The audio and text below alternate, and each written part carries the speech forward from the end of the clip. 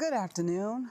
My name is Leslie Norris McFarland, and I was a member of the first women's basketball team that started in 1974. Well, it was right before Title IX was implemented, so there was very little support for women's athletics. So we were able to, the university had to implement a women's program because of Title IX, so we were very lucky that Title IX happened at that time.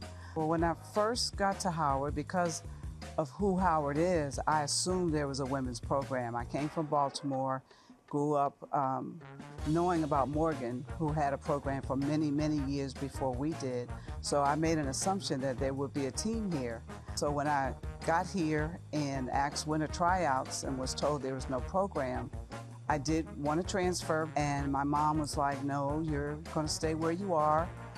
You're on scholarship. So I stayed here, and then thank goodness Title IX came about and we were able to start a program during my sophomore year. There was a Miss Doris Corbett who started out as our coach back then. We had tryouts, we had a nice turnout, we were able to pull a team together. We were a club at first because there was no NCAA for women or anything like that. And we played local schools around the metropolitan area. And we were just excited. I think we had 4 or 6 games in the first season, but we were happy to have those. So we were excited. Basketball started here at Howard as an intercollegiate. They had a schedule, but it was not defined by the NCAA because the NCAA did not have participation for women's basketball. It wasn't until 1982 that they hosted the NCAA for women in basketball. My name is Sonia Tyler, and my affiliation with Howard University Women's Basketball is that I coached here at Howard for 19 seasons and stepped into the fundraising for the 50th anniversary.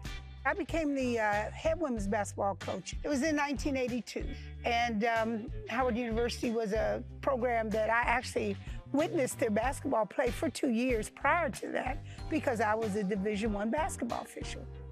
I was always stumped by the fact that Howard had some talent, but everybody seemed to play at a different pace.